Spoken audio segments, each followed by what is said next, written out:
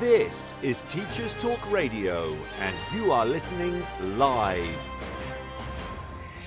Welcome all on board to the Twilight Show on Teachers Talk Radio, Sunday the 2nd of February.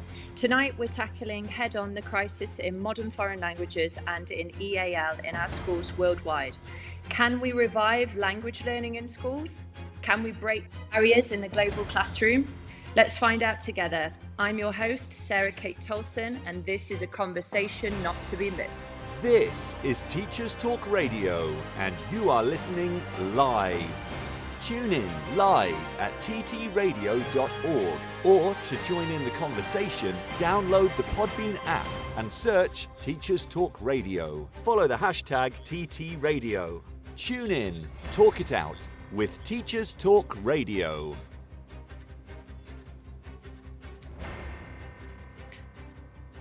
Well, good evening, good afternoon to us all. Thank you so much to my regular listeners and to new listeners for joining the Twilight Show. We've got an amazing show lined up for you tonight. Languages on life support, saving modern foreign languages and EAL in the global classroom. Now, this is actually my 7th show with Teachers Talk Radio, and this is, I think, one of the ones that I've been most excited to host. The reason for that is because I am, by trade and by heart, a linguist and a languages teacher, and it really is a subject super close to my heart this afternoon that we're going to be delving into and discussing. Can I remind everybody to get involved as well? You know, this certainly isn't me putting the world to right. It's a collaboration of all the wonderful colleagues and listeners out there, MFL, EAL community. Let's get together, let's have our voice heard, and let's make this a show to remember. So if you would like to get involved, please do text in or call in on your mobiles, and you can listen live, of course, via the Podbean app on the Apple Store or the Google Play Store. And if you are listening back to us not live in your own time on demand, then that's fantastic and welcome on board. So as with all my shows, as I've already said, the topic and all of the topics for my shows are really quite personal and of great interest to me, which is why I love doing this so much. Tonight is a subject in education which I really feel needs discussion and recognition. And of course, I invite, as I've said, your own personal experiences and expertise and strategies and top tips, please, for all of our listeners on the show tonight. We're going to be diving into a conversation in just a few minutes then that I think feels more urgent than ever at the moment. Languages on life support. I continue myself on my international teaching journey here in the UAE, and over the past 3.5 years, I have really started to think more and more about EAL and the provision of this for our students in international schools. Now, of course, it's not something that's new to me, having worked in the UK for many years in the languages classroom, but it really is that the numbers increase internationally for English as a second language or additional language students. It really is something that needs, I feel, to be at the heart of everything we do as languages teachers, but as teachers and educators across the school. So, in addition to that, as an MFL teacher by trade then, we are tackling another crisis in its own. And how do we stop language learning from completely disappearing in our schools? How can we raise this profile of MFL and language acquisition to become truly embedded into our everyday practice as our increasingly global classrooms emerge and expand? This isn't just a professional discussion tonight, it's really personal for so many colleagues, friends, teachers, parents, students and leaders in education that I've had the privilege of meeting, networking with or working side by side. We mustn't let language education become sidelined. I've worked with students who I know have felt like their voices didn't matter because they couldn't fully express themselves in English. I've seen bright, curious students give up learning a language because they thought it was pointless or too hard. And I've watched passionate, really passionate, great teachers fight to keep their subjects alive in a system that can more often than not seem to be working against them. Unfortunately, the numbers back this up as well. In the UK, we can see A-level languages, and this isn't a new thing, of course.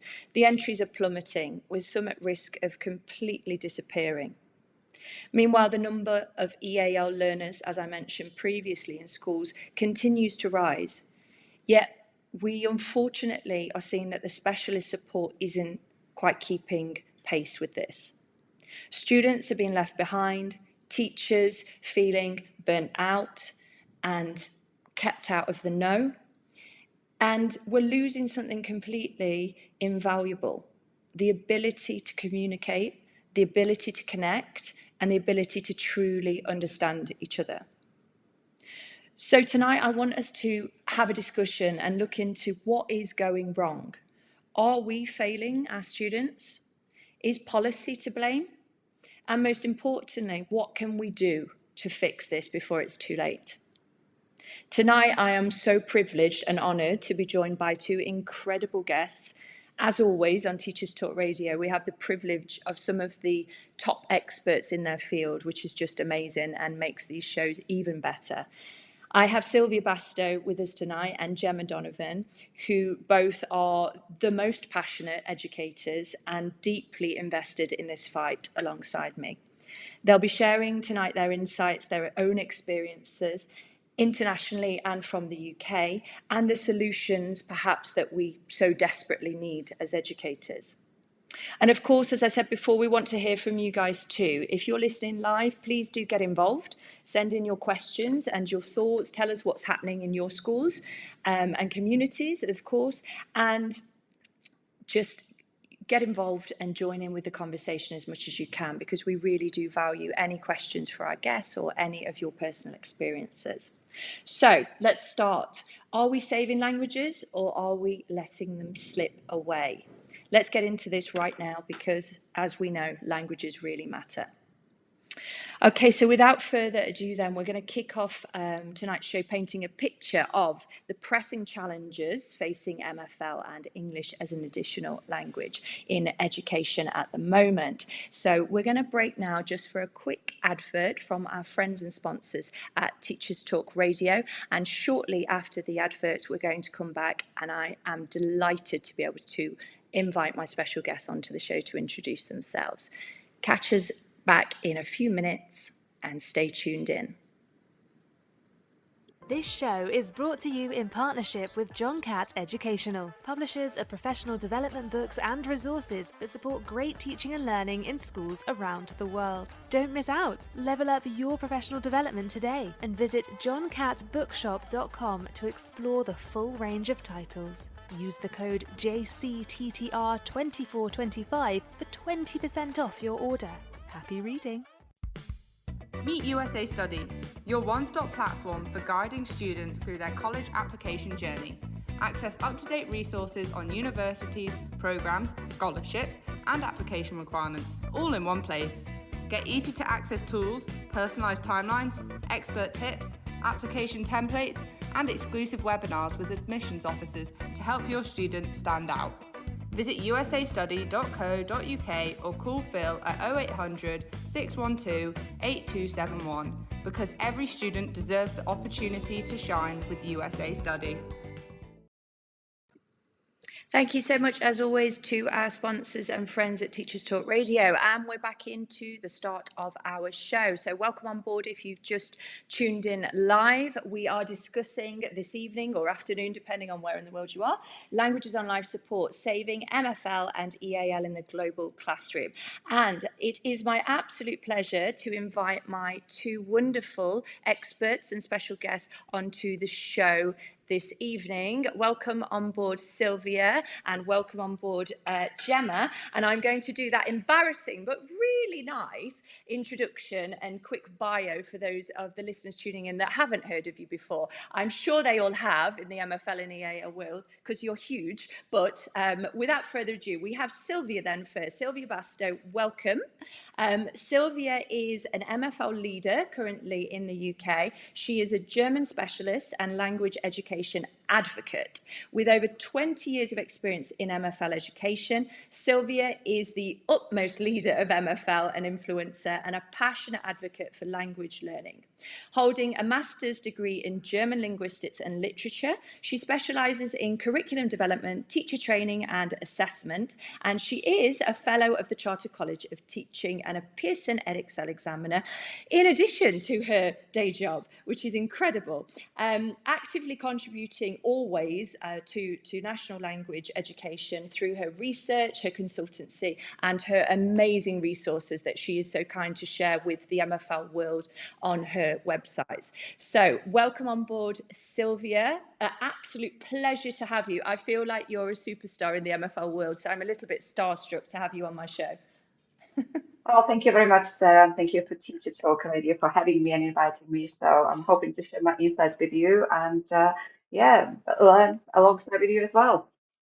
Amazing. And I'm not going to keep Gemma on mute for too long because I want to introduce her as well, although I am going to start the show, if it's okay with everyone, talking mainly about MFL, and then we're going to dive into the EAL side of things later and hope to bring both of them together towards the end of the show. So welcome, Gemma Donovan. Now, Gemma is somebody who I've only recently had the pleasure of meeting. I say face-to-face in inverted commas, over Zoom. It feels like face-to-face.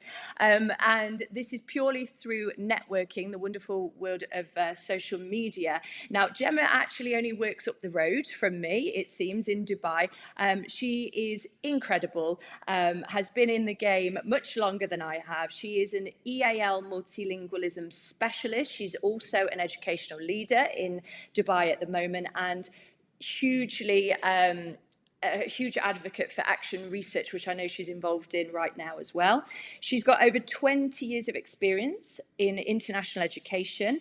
Gemma is currently head of whole school EAL in, as I said, in Dubai. She holds a master's in TESOL, and she specializes in curriculum development, teacher training, and action research as well.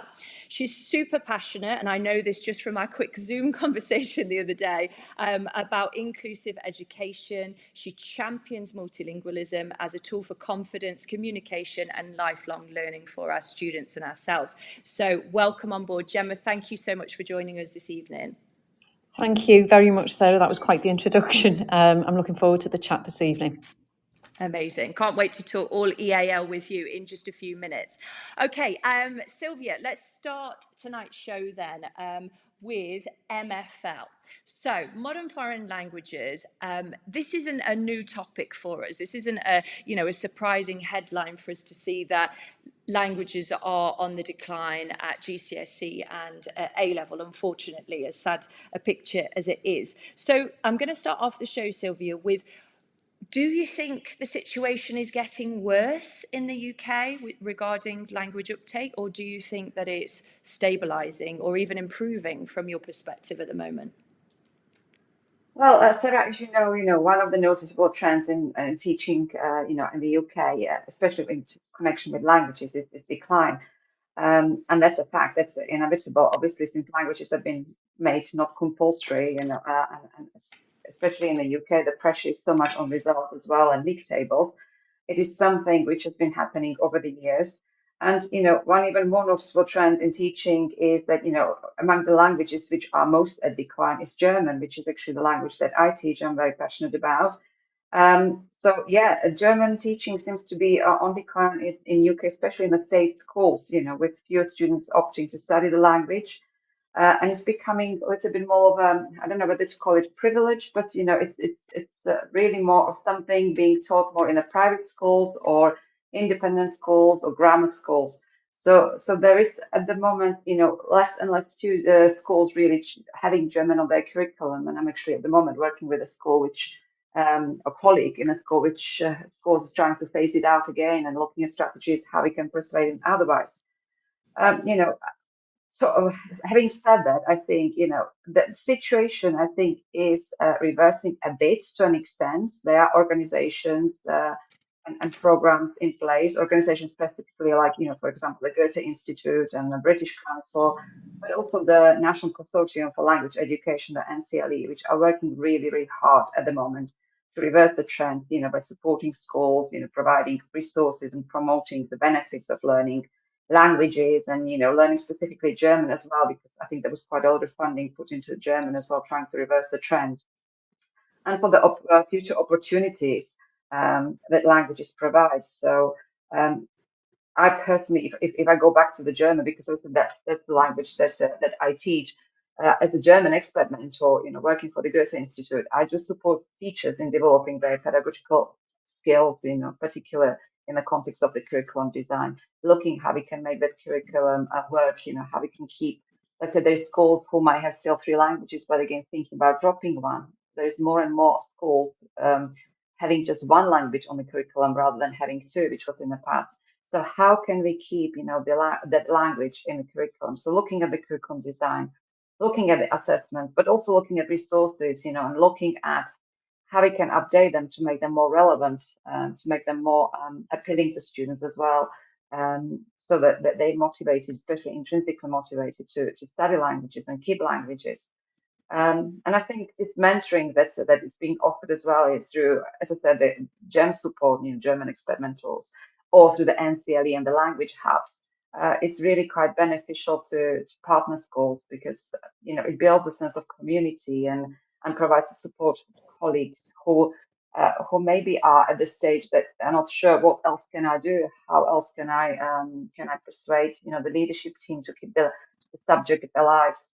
And it also offers, fresh perspectives and looking at the current research in languages and language acquisition. So yeah, I think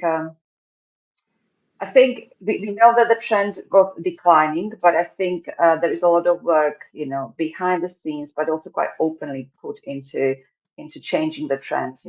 And I think it depends a lot what's going to happen in the future. We see we've got the new government coming in and what their stance going to be towards languages in terms of how can we keep it, alive, again, this kind of global perception that English is the lingua franca. No, nobody needs to learn language. I think it would be a real shame if that was the case, because languages are not just about speaking. It's about the culture. It's about the collaboration. It's about the trade. It's about being global citizens. So I think we are hopefully to a degree reversing the trend, but I think time will say.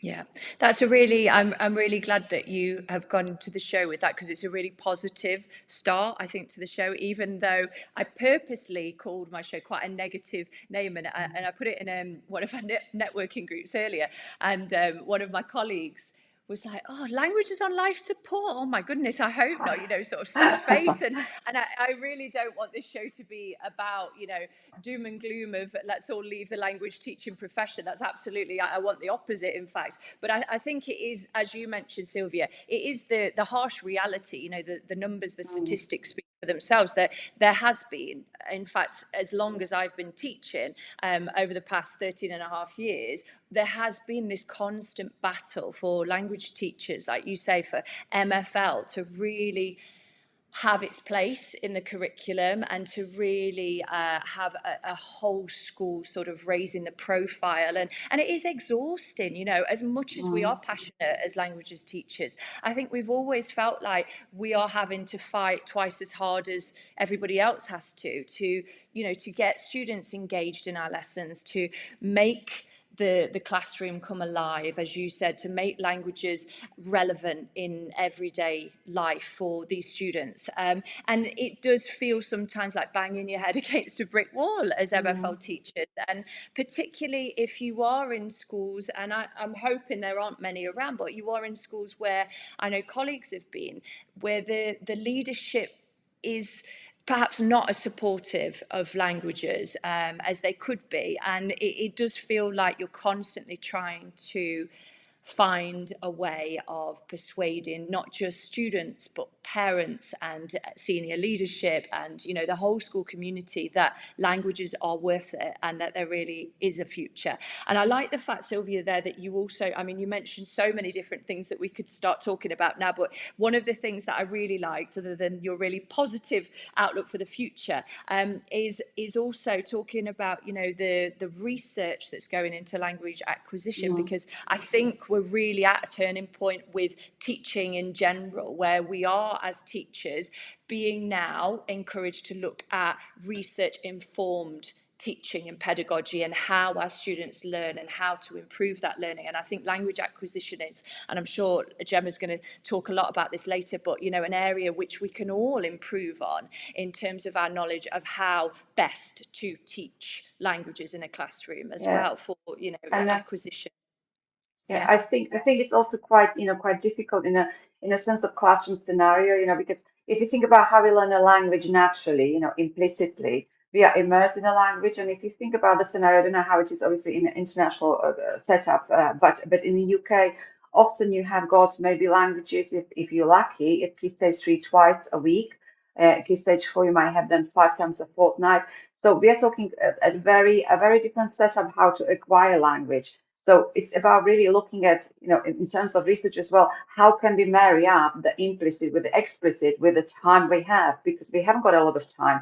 And we have to also realize that our students, unless they're really passionate about languages and learning languages, they will not necessarily spend the extra time outside of the school, studying the language, because they've got so many other subjects they have to also study, and they encounter, and it's dividing the time.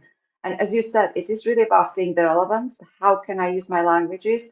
And I think that comes to us also as a society. When you think about it, how often are language celebrated in media? We don't see very often. I don't know if you talk about celebrities or businesses. Oh, yeah, you need to have a language because you're doing business, or you need language and engineering. What a great combination it is. Marketing. I don't know. I've got a student who wants to do fashion design, and I said, well, you will need languages because you will travel. Hopefully, you're going to go to your fashion shows and stuff. So having this kind of conversation with our young people, I think, is important, but also with the parents, because parents are the biggest influencers of their children in the first instance. So I think all of these things are so much more uh, overreaching than just what we do in the classroom. I think it's also issue with society and how we look at things as a society. So I'm not sure. Yeah. What I do you think you're think? absolutely right. Yeah, no, I couldn't agree more, Sylvia. I think you're right. In fact, I know you're right, because, we only have to look at, we've all been, as language teachers, had the privilege of studying abroad at some point, whether it's, an Erasmus year, a part of our Mm, degree or whatever. And we have been in that situation where we've had to acquire a language very quickly. And we know that being immersed in that language 24/7 is the way to do it.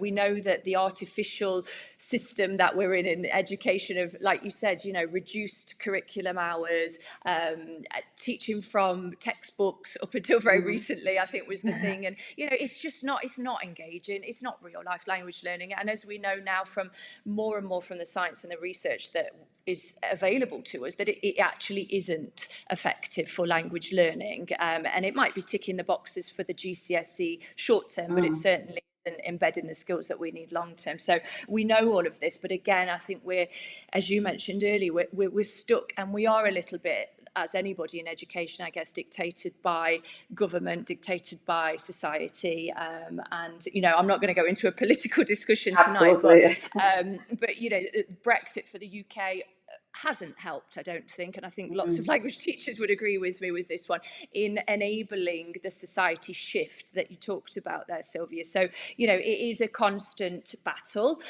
but as you said, there is light, we're hoping, at the end of the tunnel. What's your experience, Sylvia? I'm intrigued because the languages hubs, in my previous school in the UK, actually, just after I left, the languages hubs came out, and they are one of the hubs, have the privilege of doing that from Derby, in the UK.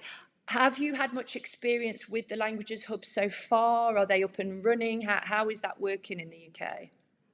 Yes, they're absolutely up and running. So I'm more involved with them as one of the gems, because obviously the NCLE and the collaboration obviously is to do also with Goethe Institute and with the British Council. So absolutely. So there are 15 hub schools, and they all paired up with other partner schools which they're supporting.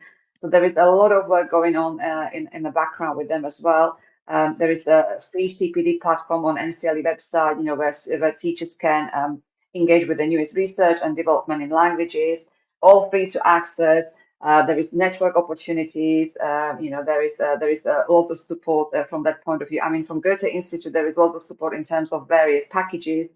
So again, all free, so for example, requesting a German is absolutely free to the school, and the German expert mentor goes and works with the department on whatever they need to have, whether it is assessment, whether it's access to progress, whether it's looking at the curriculum. So there is a lot of work going on behind the scenes, but we're going to have to see how this new, obviously, shift in the government is going to affect the program, because initially that was a 3-year program, which is now at the moment in its 2nd year of running. So we're just going to have to see what the future brings again in that sense. Yeah, well, fingers crossed then, because that sounds like it's, it's really embedded already and working, and lots of opportunities. And of course, and this is all was funded by the previous government. So that's great Yeah. that it's not costing schools as well, which, is a bonus. Talking about assessment, because I know you've had a lot of experience in terms of assessment and GCSE. So what would you say? Because obviously, we can teach and we can engage our students as much as we can and try and bring, the learning to life. But ultimately, as much as the government and our society is prescribing what we do in our classrooms, the current assessment frameworks are, the GCSE and the A level for languages. Is your experience? Have you had experience teaching the new MFL? I'm presuming at GCSE. Yes, we just Yeah. started with this year, so GCSE. Yes, I have. Okay. Obviously, Brilliant. there was a sorry.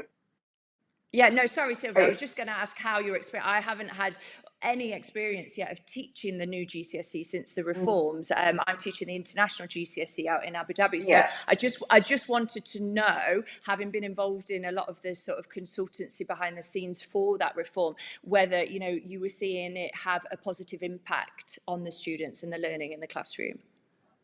Now, obviously, we are only in the first year of teaching it, so it is current year 10 to start it. So in terms of the course, obviously, we've got the prescribed lists, which many of us objected to in terms of like, you can't be have any kind of even near proficiency with the lists that they publish. They can be quite restrictive. Obviously, they are different to different exam boards, so depending which exam board you take on. There is a big emphasis, obviously, on phonics and pronunciation.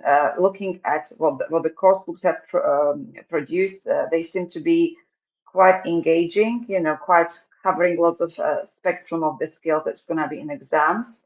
But really to see the impact of it until I think we had an examination, we've done the full cycle. It's really difficult to see in terms of outcomes. I mean, I've got my reservations in the terms of the gap's going to be even bigger between the GCSE and A level, because obviously you have less vocabulary. You have the less words the less you can say, the less you can understand, etc. So I think the gap's going to be bigger with the new GCSE. I understand why they try to do what they try to do to make it more accessible and easier. But in a sense, I think it all depends about how, again, the exam boards will handle the examination and the grade boundaries, because obviously that has been historically always the problem for MFL.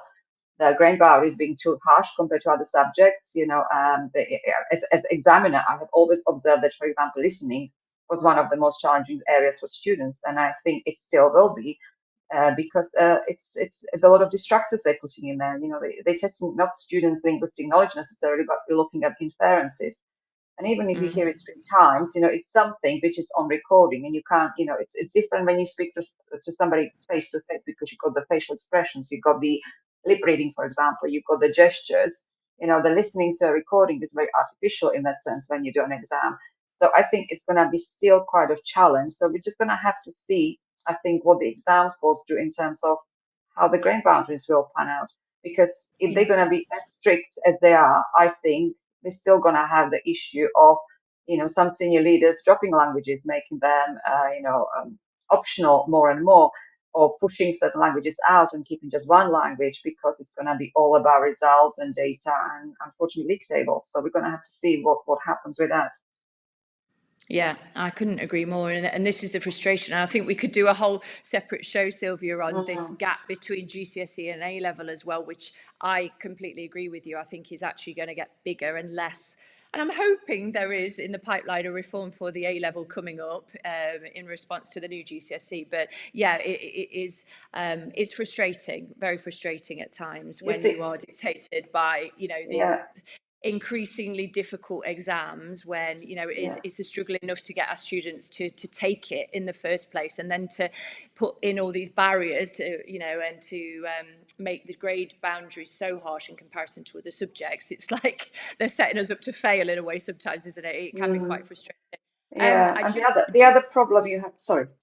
No, carry on, Sylvia. Yeah, The other problem you also have is obviously, you know, if we have this less people taking languages and continue to A level, because obviously the barrier might be even bigger with the new GCSE, then we have the issue that the students not taking it to at the university level, and then we have no linguists. Then we have the situation that's happening now. I don't know how much you're aware of that, but obviously we have issues now in the UK also with many universities cutting their language courses and closing their departments. So that's a huge worry, I think, for many yeah. colleagues, especially in the further education or higher education. Yeah, and it's a vicious, and I'm glad you brought that up, Sylvia, because I was literally, it's like you read my mind. I was literally about to pose that question, because Louise has texted into the show, and she shares our sadness here with, you know, the news recently about Cardiff University announcing plans to close the language department. There was another university as well that I heard. You know, it's not just Cardiff, unfortunately. I think this is happening across the UK, and it's a sad state to be in, because, as you said, Sylvia, you know, it's going to end up, and we're already seeing the impact of this, and it's a vicious cycle, because, you know, if we haven't got our A-level cohorts, that impacts on university courses. And even I know from teaching my year 13s this year, you know, they don't want to go on and do languages, and I don't blame them in a way, Sylvia. You know, I reflect on my university, having studied modern foreign languages, and I think, oh, why didn't I combine it with something? Why didn't I give myself another skill? And I think, honestly, my advice now to my A-level students is 100% do a language. You know, I could talk to them forever on the benefits of studying a language at A-level, but try and combine it with something else. And I think this is a real selling point as well, hopefully, to increase the numbers. But yeah, it is a really sad state of affairs, Louise. I agree with you. She's just saying, I'm just reading it now as well, perhaps there's more room for collaboration for higher education institutions in schools. I think that's a really good idea, Louise. I think we are lacking that networking between schools and higher education for languages as well, and, you know, that will all come into careers, which actually I'm going to try and talk about with Gemma and yourself as well, Sylvia, later on. But yeah, it is a really sad state of affairs with the university news that we're hearing as well. But we'll talk further in detail about that, but we're going to do a quick news break now. Please stay tuned. This is a really, really exciting conversation, and I think we've still got lots to discuss as we move towards English as additional language. We're going to invite Gemma, who's been very quiet so far, Gemma. So Gemma's going to come onto the show and give us her expertise. And of course, Sylvia's not going away, so don't worry. We're going to be uniting as linguists and language advocates later on after the news. So please do keep texting in your questions, and feel free to call in as well on your mobile, because we would love to hear from you and your experiences. Thank you so much, Sylvia, and I will join you after the news.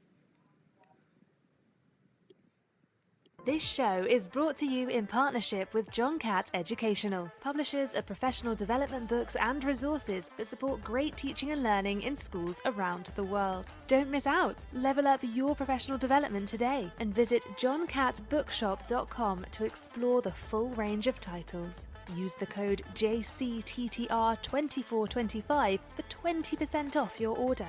Happy reading.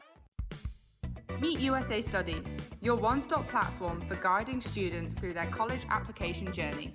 Access up-to-date resources on universities, programs, scholarships, and application requirements, all in one place. Get easy-to-access tools, personalised timelines, expert tips, application templates, and exclusive webinars with admissions officers to help your student stand out. Visit usastudy.co.uk or call Phil at 0800 612 8271, because every student deserves the opportunity to shine with USA Study. This is Teachers Talk Radio, and this is Teachers Talk Radio News.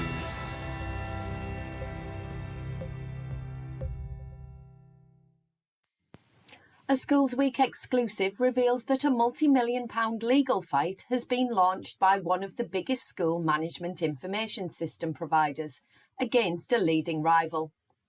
2 years ago, United Learning Trust lost a High Court battle with tech company Bromcom, after a judge ruled Bromcom should have won a £2 million MIS contract with the academy chain. Bromcom has told rival Arbor Education, which secured the deal, to pay £4 million, accusing it of making material misrepresentations over its finances that prevented it from being automatically disqualified during the procurement process.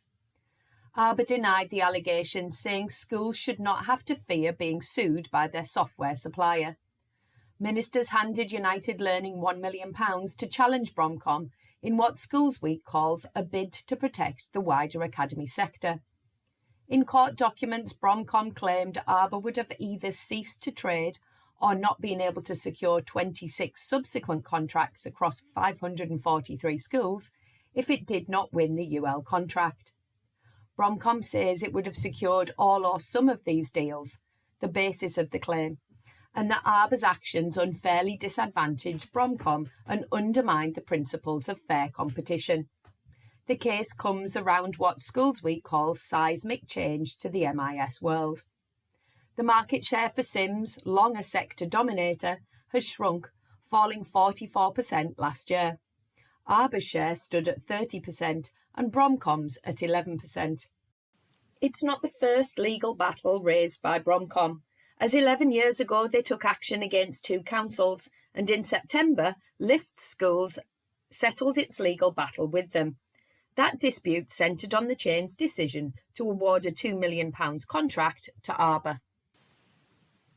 The Guardian features research which identifies poverty and SEND as the key influences on individual children's school exclusions and attainment, rather than race.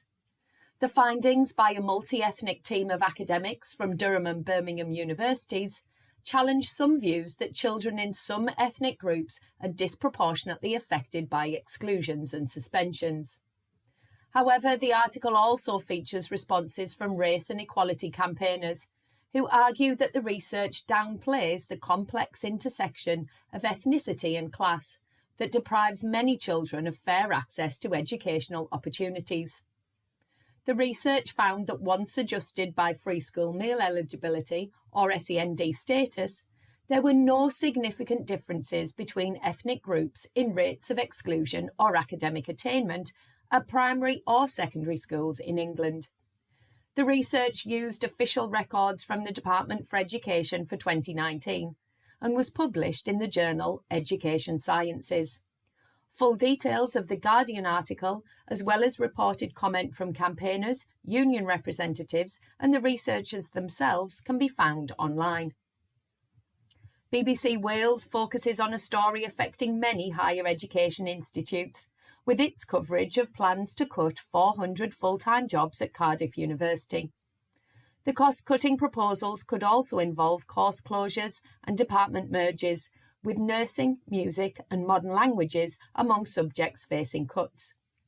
The Cardiff University and College Union called the measures cruel and unnecessary and said it would fight compulsory redundancies. The University Vice-Chancellor has defended the decision to cut jobs, saying the drastic action was needed to avoid the university becoming untenable. She said the job role cuts were only a proposal, but insisted that the university needed to make different decisions due to declining international student numbers and increasing costs. A Welsh Government spokesperson said they were very disappointed nursing courses were part of the proposals, but that universities across the UK are facing a challenging financial period. The plans will remain in consultation for 3 months, with final plans for approval expected to be considered in June. Full details can be found on BBC Wales News Online. Finally, the BBC's education reporters cover a report from the Children's Commissioner for England, which says young people who took part in last summer's riot did it in the thrill of the moment. Dame Rachel D'Souza told BBC Radio 5 Live that judges should have the power to wipe criminal records clean where youths had done their time for some very silly things. She said interviews with children charged over the riots painted a more complex picture of why they became involved. Dame Rachel also told BBC Breakfast that children turned up to riots having been egged on by adults who were extremists. Many of the children she said she'd spoken to had ADHD and felt they had acted impulsively and then regretted what they had done. The report said at least 140 children had been arrested and 84 charged, with some as young as 12 being sentenced. Dame Rachel states that her report does not excuse criminality, but that her duty is to listen to children. Full details of Dame Rachel's comments can be found on BBC News websites, and the report can be found on the childrenscommissioner.gov.uk website. This has been Teachers Talk Radio News with Jo Fox. Amazing. Thank you so much, Jo, as always, for your news. And interesting coincidence there that we had a news story about Cardiff University. It's like Louise already knew what the news was going to be. But yeah, we can see then completely relevant and very current at the moment. So I'm very glad that we're talking about this topic this evening. Now, I'm going to invite Gemma on. Gemma Donovan, as I said previously, she works in a school just up the road from me at the moment in Dubai, and she is the EAL guru and expert. And wow, what a passion she has for this topic as well. So I'm really excited to talk to her about everything EAL. And again, just a reminder to our listeners, if you have any experiences, any questions, any strategies, top tips, please do text in, and Gemma is your woman for everything EAL. I want to start off, Gemma, if that's okay. I'm going to unmute you. Welcome, Gemma. Hello. Hello, how are you? I'm fine, thank you. Listening with great interest to Sylvia there. Oh, amazing, amazing. Can't wait to talk again in a minute. And Sylvia, don't feel like you can't contribute, please, because EAL, as Gemma, I'm sure, is going to make the point, is not just Gemma's business. You know, this is a topic for us all to be engaged in and learn from. So please, Sylvia, do get involved if you want to. So EAL, in the UK, I'm going to be completely honest here and wear my heart on my sleeve, but EAL for me in the UK, I don't think it was at the top of my agenda as a classroom teacher and a leader. I don't think in languages I ever really made any sort of connections, and I think I was culprit of being one of those that just thought, okay, it's to do with the SEN department. The students were often taken out of my French or Spanish lessons to have top-up English, which I didn't really agree with, but at the same time I appreciate they needed the English level to access other areas of the curriculum, and MFL as always wasn't, you know, seen as a priority, and I get that. However, I had a little bit of a huge eureka moment in the first year of teaching internationally out here in Abu Dhabi. And this was the moment where I think in my head, and I don't know why I never had made it, but I made that connection and thought, oh my gosh, all of this time in my entire career teaching languages, I thought what a lot of teachers think, which is the EAL students are at a disadvantage. Poor students, they don't speak any English. You know, how are they ever going to access the curriculum? Very sort of doom and gloom approach to EAL students. And there was this one moment, and I was speaking about it earlier with my husband when I was planning for the show, where in my Spanish lesson, a year 8 lesson, and there was a new boy, Chinese heritage, very, very little English, a few sort of conversational phrases, and that was it. Absolutely lovely boy, came into my class, first Spanish lesson, and I said to him, have you studied Spanish before? And he just sort of shook his head. I said, okay, right, here we go then, you know, let's put some more Let's get some more experience on the go here, Sarah, and try and do a little bit more adaptive teaching. And oh my goodness, what am I going to do? And of all lessons, we were doing verb conjugations. So we were teaching the present tense with AR verbs. I remember it vividly. And I gave out the mini whiteboards, and I started, gave them the endings as you do, and started trying to make it all engaging, ticking all the boxes, and trying to get the AR verbs sus by the end of the hour, as you do. And the new boy with very, very little English, I just kind of threw him into the deep end, Gemma, and I just thought, well, let's see how he gets on. We're conjugating a verb. I've written the endings on the board. To me, I always say to my students, grammar is like maths in a way. It's very formula based, and you take off the ending, you add this, and, easy peasy. Anyway, thought he would struggle, of course, in my head, was standing right next to him, not leaving his side, thinking I'm going to have to intervene here, I'm going to have to give him extra support. Oh my goodness, how is this going to go when I've got 24 other kids in the class?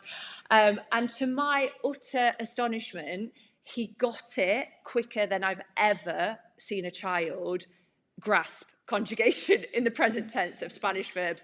And that was the moment, Gemma, where I just thought, and I remember coming home to my husband and saying, this is not a barrier to learning a foreign language for these students. Some of the EAL students that come into my classroom are the brightest, most able students. It is not a disadvantage for them when they're learning a foreign language in my lesson. So I just wanted to share that, because I'm sure this resonates with other languages teachers and teachers internationally and in the UK with EAL students in their class.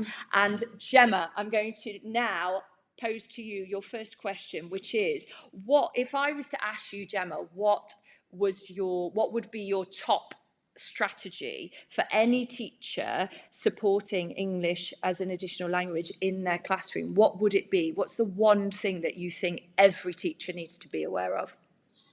Well, firstly, with what you were saying earlier with regards to the Chinese student, I mean, that's fantastic, but is not surprising to me because of the very nature of a bilingual, multilingual brain that is able to acquire language in that way and see language in a different way to a monolingual student. In terms of one piece of advice, I would say we really need to firstly change our mindsets with regards to what EAL is in an international setting. That would be my first piece of advice. Who are we actually addressing when we talk about EAL students? It is actually the majority of our demographics within international schools. If we really think of what EAL means, EAL is those who speak English as an additional language at home, speak a language other than English at home, which is, if we think, the majority of our students. For our English language learners, on the other hand, who are those at the early stages of learning English language, I would say, obviously, we do intervention with those students, and they're the ones who we would perhaps pull out, or we do pull out, and they do intensive provision with an EAL specialist. But for the teachers in the classroom, I would really look for a light bulb moment that would be, what I do in class is going to benefit all of the students. Am I actually focusing on language? Is there language across my curriculum? Am I front-loading vocabulary? Am I looking at emerging language as it comes up? Am I really looking at the demographic of my class and addressing language with all of these students, just not just the select few who arrive with little to no English? So yeah, there's a lot to unpack there. If you've got a student who is new to English, yes, all of the adaptive strategies that we would do, scaffolding, sentence starters, vocabulary, all of those things. But my argument is that is beneficial to all of our international classes across the board, I would argue, for the very nature that our students are speaking English as an additional language. So therefore, anything that we do with regards to these adaptive strategies will actually be helpful for some, crucial for some, helpful for all. That's such a good strategy, Gemma. I was thinking to myself, how can you pick out just one strategy? But that's such good advice for any classroom teacher as well, isn't it? And I'm really glad that you picked up on the fact that teaching internationally, and teachers will completely agree with you here, it is the majority we're talking about. You know, it isn't a minority. And even in the UK now, you know, when I was preparing the show this afternoon, the percentage of our EAL students has risen dramatically just over the past year. From 2023 to 2024, it went from 18% to 21%, which on paper doesn't seem a lot, but in a school, in a classroom setting on an individual basis, you know, this is at least another 1 or 2 pupils in a class, and this is just on the rise, isn't it? You know, this is, and I feel, as I said earlier, that perhaps the teacher training of this isn't to the level that it should be for the rise in the number of EAL students that we are getting in the UK, and that we are teaching day in, day out in international classrooms as well. Do you think, and I'm talking again from experience here, let me rephrase the question. Who do we go to then in a school if we have no idea what to do with a student that comes into our class and speaks very little English? Would you advise signpost to your EAL specialist? Do we need to do some whole school training? What advice would you give to teachers and to schools in terms of wanting to find out more about how they can better support these children? Well, I would say as it currently stands, most EAL departments come under the inclusion departments within school settings, but rightly so, as you said earlier, that can often result in it being seen as a deficit, unfortunately, and reduces that assets-based approach to multilingualism. As I say, as it stands, if a teacher was in that situation at the moment, they would be directed to the EAL department, where you would hope there'd be an EAL specialist, someone specialised in second language acquisition, which again, in many international schools is not always the case. We have a lot of heads of inclusions who have been tasked with heading up an EAL department or providing ELL provision. And again, the two are quite similar in strategies that can support the students in terms of scaffolding, but two very different facets of needs. To understand second language acquisition, as you well know as a language teacher yourself, is very different to understanding the likes of autism, ADHD, dyslexia, or any of those other special additional educational needs. So again, what I would like to see is where you would go thereon after is, I would like to see EAL departments very much a part of teaching and learning within schools, so that your EAL specialist is actually co-planning with the heads of departments or with teachers, so that you can address how that student is going to, or those students are going to integrate best within the classroom scenario. Obviously, pull-out sessions can only be done, we do them maximum 4 times a week. There's only so much that student can acquire within that time. A lot of the learning happens in the classroom. So what are we doing to be able to make our students better access to the curriculum?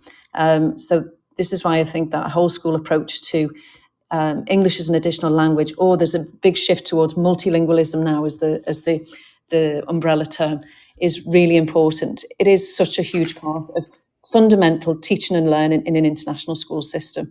And I do think, rightly, as you said, that the initial teacher training programs don't address this. This is changing. There are current PG dips with EAL add-ons that are being introduced in the UK, which is a welcome addition to teacher training. And also for those teachers who are working in an international context, I think it really has to be addressed even at the early start of interview stages. Have you ever worked with English as additional language speakers? Have you ever worked with a multilingual class, i.e. not only native English speakers? And how do you adapt your classes to address their needs? Because that's really the reality on the ground.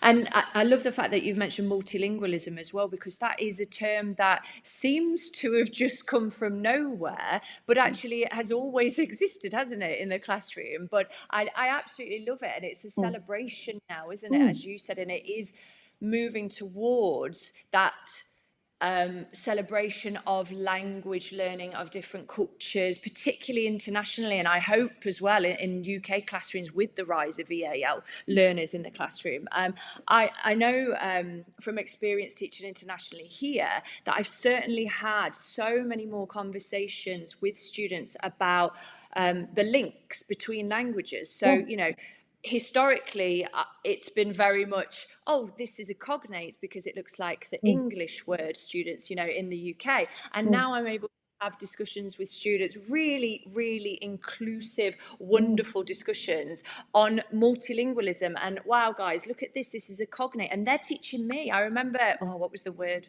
Oh, it was pineapple. That was it. This literally happened on Friday in one of my lessons. Pineapple came up in French. And we're like, okay, oh, this is a funny word, guys. It's nothing like the English, which is what I'm so trained to say as a, you know, a British national and an English speaker saying to my kids in the UK, oh, how are we going to remember anana is a pineapple? And they're all laughing at the word. Oh, this is a silly. Can we think of something like your nana's eating a pineapple and making those really useful, helpful language connections?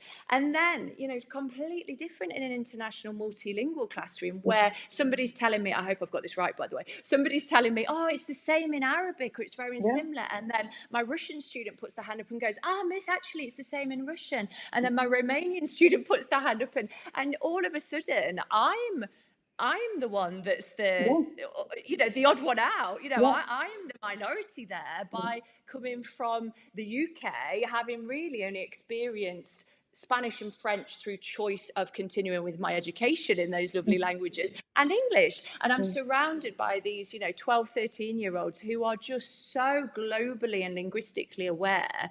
And it really adds value to the classroom, as you said, and hopefully adds that inclusive element as well, which is what I want to go into now a little bit, Gemma, with you. So obviously, when we talk about English as additional language, and we talk about the actual language acquisition in schools and them actually being able to read and write and communicate in the language. It is so much more than that, isn't it? It's not just the language that we have to be mindful of when we talk about EAL students. So if we talk about, you know, inclusive education practices, Gemma, how do you ensure in your school, because I know that you are the best practice school for this, knowing a few people from your school and how highly held you are in that regard, but how do you ensure that your schools then policies around EAL are inclusive and cater to the needs of students from all different cultural, religious, linguistic backgrounds? Well, I mean, it starts with policy. We have a clear EAL policy about what our provision is, but then we also look at teacher training. So we've, you know, I'm whole school, so I'm across EYFS to secondary. So opening those conversations with primary, secondary staff, conducting training in adaptive teaching. What does it mean to be an EAL learner? The difference between EAL, ELL, and then language support across the curriculum. Again, this is very much still a work in progress, but really advocating for what is the language that your students need to access the tasks that you're asking them to do. If you implement some of the scaffolding that some teachers may argue is time consuming because it's only for a select few, if you actually address who the demographic is, what you are doing will actually support all of those students and move your curriculum forward and your class forward a lot quicker, and your students will you know, hopefully gain a lot from that. And then also a culturally responsive curriculum. As you rightly said, I see multilingualism as an asset. Our students come with huge, you know, backgrounds, cultural backgrounds that should be celebrated. I really advocate for the fact that International Day is every day in an international school. There should be inclusion through representation in all of our schools. Their languages should be represented on our displays and in classes, because that's what really makes our international school community, is our international school students.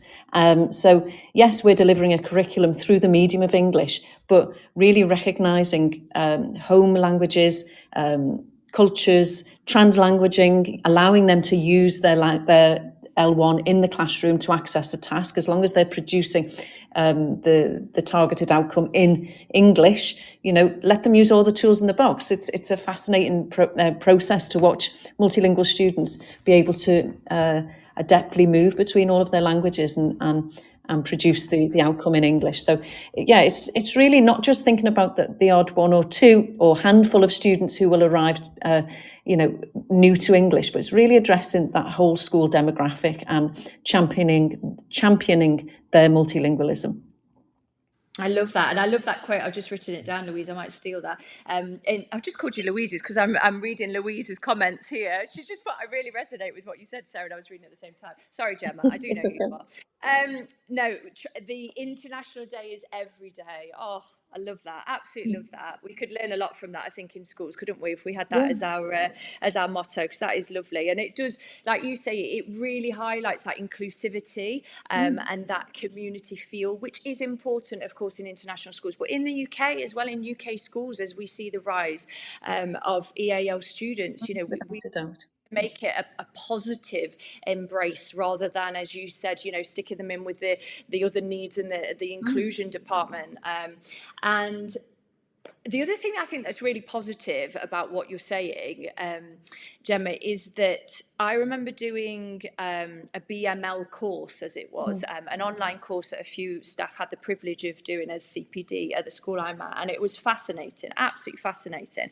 And it was the first time I'd heard the term really, multilingualism, or bilingual, multilingual learners, and started to learn a bit more myself about, because you were mentioning it then, the trans language. I'd never heard of that in my life, and the L1, which is weird and surprising and quite frustrating as a language teacher that only recently I've been exposed to all of that sort of language acquisition research, and maybe that's my own fault because maybe I should have done that on the side, but it's really interesting as a teacher, and a languages teacher particularly. But what was really encouraging, I felt, from the training that I did do and from what you're saying and what I know now about EAL, is that as MFL teachers, and this is where I'm going to bring Sylvia back in, here's my link that you've all been waiting for. As MFL teachers, I think we need to stop being so hard on ourselves, because we started the show off with all the challenges that we are facing and we do face in the MFL world in education, but actually we are really privileged to have been trained and have the skills which they are teaching you, is exactly what you need to be doing in an EAL classroom as well, in a multilingual classroom.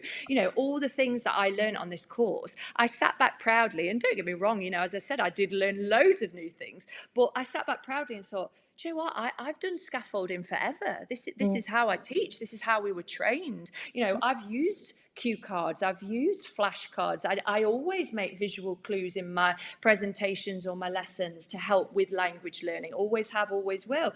I always do actions with words. I always do reading aloud and vocabulary support, be it in vocab sheets or, glossaries or whatever. So all of these strategies and techniques that actually I was learning to support the multilingual learners in my classroom, I was already doing. And that's not to say that I'm perfect and I'm the most amazing teacher ever, but I just think that MFL teachers should take that as a little bit of a boost, in the fact that I think a lot of what we do in our everyday practice and our training actually is supporting, going above and beyond perhaps what other teachers are doing in their lessons. So I think we need to give ourselves a little high five and pat on the back for that, because it really is something to be proud of. The other thing I wanted to mention as well, just picking up, there was so much there, Gemma, but just picking up on what you were saying, was the idea of trans languaging then in their own mother tongue. And this is something, again, that I feel should be more celebrated than it is, because I know a lot of students in my classes that have come in and are actually quite ashamed of the language they speak, or I know of a few students in my tutor group who will very often feel quite embarrassed communicating in Russian or in Polish and not English as an international school, and that makes me so upset. And I think there needs to be a lot more, as you said, of celebration of and this community feel of multilingualism in international settings, and also in the UK as well. Now, something that I want to ask you, Gemma, and I'm going to put you on the spot here, and this is probably selfishly a little bit for my teaching as well, but if so a new student comes into my lesson and they speak very, very little English, and I'm tasked with, obviously trying to get them to learn and to get up to the same standard of French and Spanish as students that have been learning it for X amount of years. When it comes to assessment, and I have asked this question to lots of different people in different positions in the school, and I haven't really, and this isn't posting any blame on anyone, but I haven't really had one definite answer or great advice with this. So hopefully this will help other MFL teachers as well, and teachers that don't teach MFL.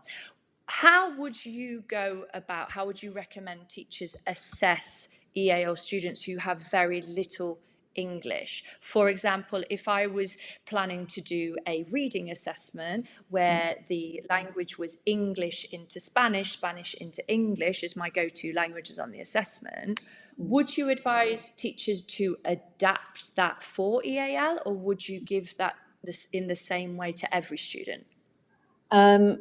No. Okay. There's a lot to unpack there. Firstly, if they're new to English and they've just started in the school, within a couple of weeks, perhaps, let's say you've got an assessment, or within the end of term, 6 weeks, we know ourselves that language learning is a slow process, and that our language learners will go through a silent period as well if they're at the early stages. So we have to be aware of that, acknowledge that, and have all stakeholders on board, parents included, that there will not be huge strides within the first term, let's say, because the student is acquiring language. When it comes to then assessment, when we think that and also from a social emotional side of things, to put that student under stress by assessing them is going to affect what we call their affective filter, where they're going to be a lot more nervous and not produce. So nothing is conducive to them being able to give a good assessment if they're at the early stages of learning English. So patience is key at this point. Parents on board, SLT on board, teachers on board, that no one's under any pressure to perform at the right from the start. Then, okay, with assessment, I think flexible assessment is key. Can that student, we know that productive language is going to come first. They're going to be able to perhaps speak and receptive language first, and then we want them to speak over writing. Writing is going to be more challenging for them. So can they record the knowledge that they know? If it's a subject like history, can they record themselves in their home language, recounting the knowledge? What are we testing, the language or the knowledge at the start? We're hoping that they keep up with the knowledge, the content of the course. So being more flexible with our modes of assessment. Obviously, the aim is then to have the assessment in English. So as I say, could it be given in a video form? Could it be given, we use Teams, could they record themselves? And we've experimented with that within our department. It's worked well, where we've been able to assess students' knowledge and content knowledge before we're assessing their writing ability. With regards to MFL, again, front-loading vocabulary and being realistic with expectations. We have to be realistic. We have to adapt the test, and we have to be realistic with what they're able to do in the time constraints in which they've been learning the language. And I think we can't run before we can walk with anything, really. So it's trust in the process. They will learn very quickly, but they have to have a lot of front loading, first of all, and they have to feel at ease. And that's part of our task as well. What an answer. Amazing. Thank you, Gemma. I was just writing my own personal notes for my teaching tomorrow, I think, as well. That's great. And that respect to the silent period as well is so important, isn't it? Not forcing students to speak, to produce anything too quickly is really vital, I think, for all classroom teachers and schools as well to acknowledge. And your advice with assessments is invaluable there, the content knowledge. And I think that's really helpful outside of MFL for, across the curriculum, isn't it? You mentioned history lessons and what are they assessing? And I think if we strip that back, when we are thinking about creating, as middle leaders or as teachers, classroom teachers, when we're creating these assessments, it's really important to take it back to basics on what do you want the students to actually know. The knowledge is really important, isn't it? So I think that's key as well. And the mother tongue as well, making them feel it first. I remember one of the most powerful things I think that I did with one of my EAL students was we did a speaking assessment, and as you said, you know, I think it was probably their third lesson of learning French, bless them, and I wasn't going to expect them to sit and try and speak in French to me, let alone, you know, English or anything. And we were describing a photo, which is part and parcel of many MFL GCSE specifications for the speaking exam. And instead, our amazing EAL team then, one of my colleagues advised me, well, why don't you get them to do it in the mother tongue, you know, to give them that inclusivity and to highlight, you know, the beauty of their own language and to not be ashamed by it.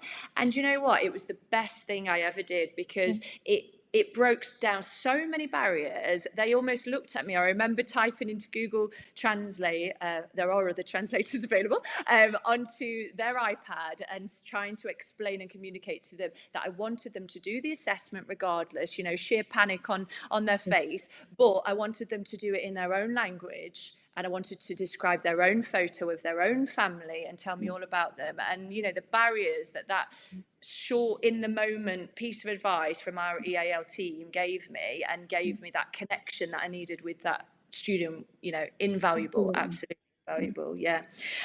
Brilliant. Right. We are going to bring Sylvia, come back on. I'm still Welcome here, back. still here. Okay, Sylvia. she's not fallen asleep. She's still here. Okay, amazing. Right, what we're going to do, ladies, if it's okay with you, we're going to break for our final advert break with our friends and sponsors at Teachers Talk Radio, and then we're going to do the last section. I told you time flies, isn't it? And I knew this evening we would have so much to talk about.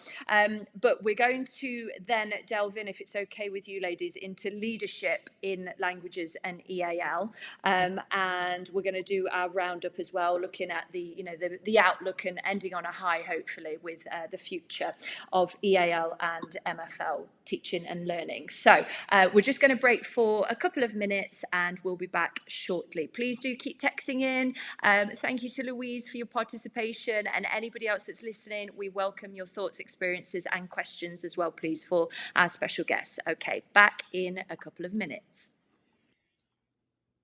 This show is brought to you in partnership with John Catt Educational, publishers of professional development books and resources that support great teaching and learning in schools around the world. Don't miss out. Level up your professional development today and visit johncattbookshop.com to explore the full range of titles. Use the code JCTTR2425 for 20% off your order. Happy reading. Meet USA Study, your one-stop platform for guiding students through their college application journey. Access up-to-date resources on universities, programs, scholarships, and application requirements, all in one place. Get easy-to-access tools, personalized timelines, expert tips, application templates, and exclusive webinars with admissions officers to help your student stand out.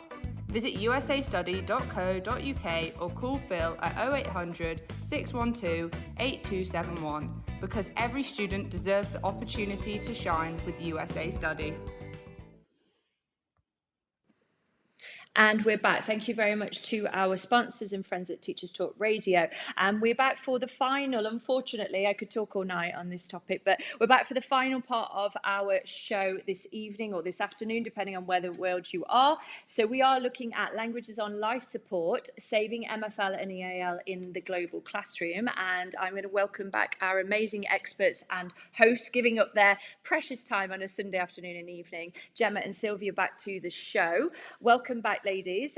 So I want us to have a look now. There are lots of different directions we could go in, but I want us to touch on a little bit leadership in languages and EAL and your sort of experiences with leadership, positive or not so, in the schools that you've been in, and how we approach all the things we've talked about for, you know, inclusive language learning, increasing uptake at GCSE and beyond, and making sure that EAL is not the minority and viewed as just the, you know, the responsibility of the inclusion department, as it can be in some schools. So my first question then on leadership is, what needs, if anything, what needs to change in leadership from your experience to ensure that MFL and EAL thrive in schools today?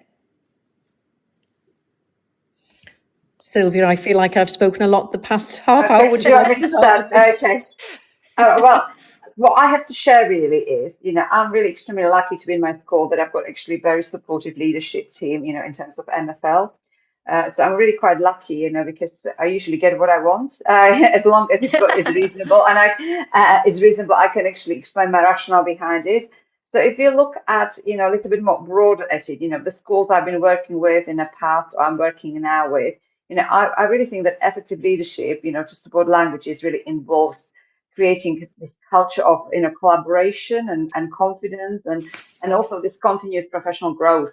So I think many leaders, whether it's senior leaders or also leaders as middle leaders, I think can empower their teachers by you know obviously encouraging innovation. We know the times going forward, there is so many new things coming in, so but also it's important that we provide time and resources for teachers to explore these new teaching approaches. There is so many different things, especially in the UK, coming in sense of how to teach languages. And obviously, there is no one silver bullet. It often is a blend of approaches and strategies. But also, which is unavoidable, is obviously digital tools, for example, and gamifications and real-world language tasks and context. So these are all there to support us, but they are not there also to replace the teachers. So encouraging this innovation, but also then looking at things like fostering supportive environment. We know that there is an issue with teacher retention in the UK at least. So how can we reverse this? How can we support our colleagues as middle leaders, for example? Creating things like professional learning communities where teachers can share ideas and challenges and best practices. And obviously there are associations, but also if you look at more local context, so many schools are now part of the trust. So having, MFL community where people can kind of share and collaborate and help each other. Now, for example, we are at the moment preparing for the speaking exams for the GCSE. So fine, and all of us leaders always have home languages, so we have students who are maybe Polish or who speak Arabic as a first language, and we always encourage them they do GCSE in their home language. So one of the struggles, for example, we might have is where to find someone who can actually conduct the speaking exam. So these kind of communities could also support and help with that. Looking at ideas like promoting CPD and mentoring. So in my school, I'm extremely lucky. We do coaching. And that doesn't mean just coaching necessarily just within the MFL. We could coach, at the moment I'm coaching also somebody who teaches English, two teachers who teach English actually. So offering this targeted training, the peer observations and opportunities to engage with also external language organizations. So offering this flexibility and creativity, I think it's important because at least in the UK setup, I'm not sure how it's in an international setting. Everything has become a little bit more uniformed. This is what it should look like. This is what lessons should look like. This is what lesson needs to have. I think it's also important in terms of teacher satisfaction and teacher retention is that we also encourage our teachers to adapt curricula to their students' needs, that they can experiment with interdisciplinary approaches, for example, bringing cultural immersion into lessons as well. And then, supporting things like with students we do, celebrating successes, celebrating also successes within the department, within the colleagues' growth, like showcasing innovative practices, students' achievements, which can also boost the motivation and morale. We could support our teams, for example, with co-planning, resource creating. So everybody is part of the team. Everybody feels like they have their ownership as well. And that's probably my input from this without going too much and not giving chance Gemma to speak. No, that's amazing. Wow, I've again filled another post-it note with ideas, top tips and advice from you there, Sylvia. Amazing advice. And that professional learning community as well. I mean, we know, the three of us, because we wouldn't be on the show this evening, would we, without it? We know the power of social media and professional learning communities and networking and how important that is in fine-tuning your own practice, but also giving you, and Sylvia, you mentioned this, that confidence boost that we all need, because it can feel, as weird as it sounds in these huge schools that we work in and these communities, it can feel quite isolating sometimes if you don't have the answers or you've never experienced that need in your classroom and you don't know how to deal with it or you haven't had the training on it. So I think it's so important, never underestimate, as you mentioned, Sylvia, the value value and the importance of ongoing collaboration with others. And the beauty now, of course, is I remember when I first started teaching that it was a privilege on what do we used to call it, a twilight session, Yeah. where you had to stay for good 2 hours after school. It was normally in the freezing cold in the UK, and it was dark and miserable, and you had to stay in schools just in the local area would come, and you would do some sort of networking, and it was great, don't get me wrong, but that was once in a blue moon, if at all. Whereas now, we have international and UK collaborated. It's just fantastic, the opportunities that, social media and networking is giving us. I think it really is. Is there anything, I know Sylvia's mentioned loads there, Gemma, but is there anything from an EAL side or anything extra that you wanted to add to that? No, just again, talking about professional learning communities, it's the same here. Although it's a competitive private school market, there is a lot of collaboration between schools, which I think is fundamental. I hosted in September an ELL coordinator meeting at the school that I'm currently working at. And we had 30 teachers from 30 ELL coordinators from 25 schools attend. And we had a colleague from Malaysia Zoom in to present her new book on EAL that she co-authored. So it was a wonderful session, and it was not only just within the Emirate, it was also internationally. We had someone from Malaysia, as I say. So the power of social media, the power of connection, and the power of collaboration.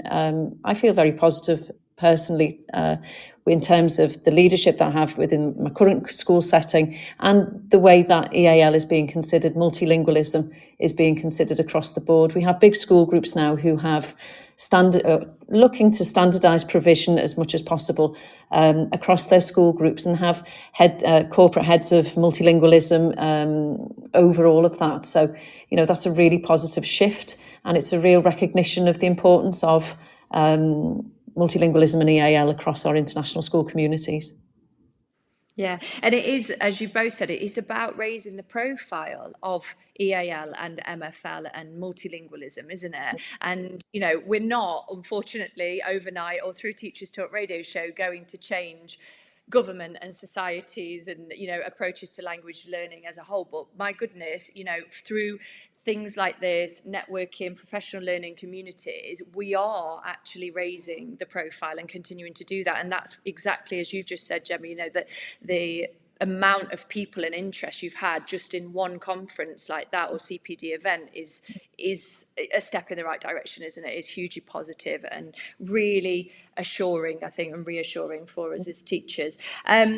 So talking about the role of collaboration, sort of the last thing that I want to talk about, although we could go on, I wanted to talk about teacher retention as well, that Sylvia mentioned, but we don't have time now. But I want us to look at, because it's come up on a few separate occasions then, community. So if we look at, obviously in our school community, we're talking about, policies, we're talking about senior leadership, middle leadership, all sort of singing from the same hymn sheet when it comes to raising the profile, making it a whole school approach of language learning, multilingualism, etc. What can we do further afield then, do you think? Is there anything in your schools or anything that you would like perhaps in the pipeline to do to make sure it's more of a community effort rather than just institutional in the schools that we're in? I would say in terms of our international school community, we've already hosted coffee mornings. We invite our parents into the school. We had an amazing response to our first coffee morning. We had over 30, 40 parents there who were keen to find out how they could support their children, etc.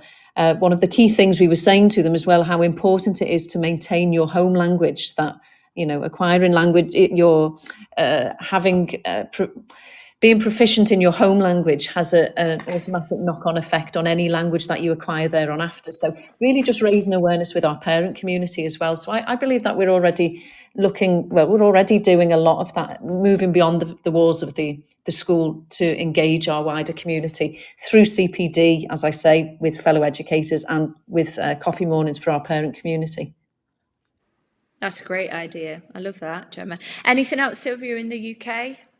I mean, what we have done previously, not since COVID, so I'm hoping it's going to come back, is we used to do like a community day, usually on Saturday. We've got quite a big Pakistani community, so we would have families coming together, not just obviously Pakistani families, but generally all of the families from our school community, and we would celebrate through cooking and dishes and various activities and people showcasing their even local little businesses and stuff. So getting the community, the school community within our school together as well. So I'm not sure whether there's going to be a little bit more coming up now. We are, part of the multi-academy trust, and we're trying to get together more as a community with, the secondary schools, which we got within the trust, and also the primary schools and special educational needs schools. So something which I would possibly like to see in the future, but we'll have to see when that happens and what is the priorities at the moment for the whole development of the trust. But that will be something really quite nice to see, I think. Yeah, really impactful, I think, as well, Sylvia. That would be amazing, wouldn't it? Okay, right. Looking at time now, I'm going to, I think, end it there, ladies. But I want to say a huge thank you once again. We could go on for at least another 30 minutes, if not more. And thank you for your expertise. And you are both. I'm very privileged to have you on. You know your stuff. And I think what has been great this evening is to give practical strategies, not just for classroom teachers, not just for MFL teachers, but for the whole education profession, no matter what role you are in a school. I think somebody listening to this in education will definitely walk away with a new tip, top advice, or something that they can implement in their everyday teaching or life in a school. So thank you so much for giving such practical and easy to follow advice that isn't, it's not going to cost a lot of money, and it's not going to take hours and hours to embed into a classroom or to plan. These are real quick tips that make a huge difference to the lives and the learning and the feeling of belonging to the students in front of us, and that hopefully, and Rome wasn't built in one night, but hopefully in the coming years, months, however long it takes, we are putting things in place as a community internationally and in the UK to save languages and to really highlight and promote that profile, not just within school and educational institutions, but further afield as well, to get communities involved and to hopefully change the mindset of a lot of society and communities as well. So I want to say a huge thank you to you both for your input this evening, and thank you as well to all of our listeners, and to Louise, who's been amazing on texting in as well. Thank you so much for all of your input experiences. And if you are listening back to this on demand and it's not live, then again, we are very active on social media, the three of us, and it's not just about the 90 minutes of Teachers Talk Radio tonight. This is an ongoing process, and we need your help and support as a professional community. So please do get involved, and send, if you want any top tips as well from Sylvia and Gemma, they are full of them. So yeah, please do contact with them on the socials. So as we wrap up tonight's discussion then, going back to the title, Languages on Life Support in MFL and EAL in the global classroom, as we've said, we know the harsh realities of declining numbers in MFL. We have seen the mistakes and even made some of them ourselves as teachers in the inclusive classroom with our EAL learners, but hopefully we are on the brink of a revolution with language learning and making sure that every student in our classroom thrives to be the best that they can be in this multilingual world and societies that we live in. One thing that is clear is that language education is at a crossroads, whether it's MFL or EAL. But as we've discussed tonight, and with our experts, Gemma and Sylvia as our guests, a strong leadership in schools with the support, the community, the advocacy, and a whole school initiative, approach and policy. All of these things are absolutely key to ensuring that languages thrive, not just survive. A huge thank you again to our incredible guests, Sylvia Bastow and Gemma Donovan, for sharing their insights and amazing expertise in their fields. And of course, thank you to all our listeners and engaging with us during the show. And I know some of you will continue to do so afterwards as well. Your voice matters in this conversation more than ever.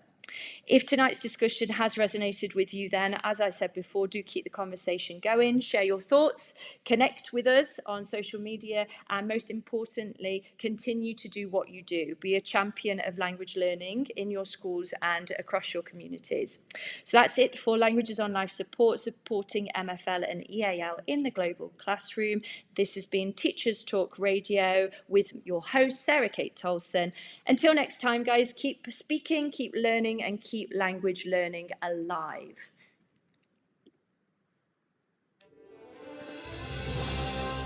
You've been listening to Teachers Talk Radio. Tune in live and listen back at ttradio.org. We look forward to hearing from you next time on Teachers Talk Radio.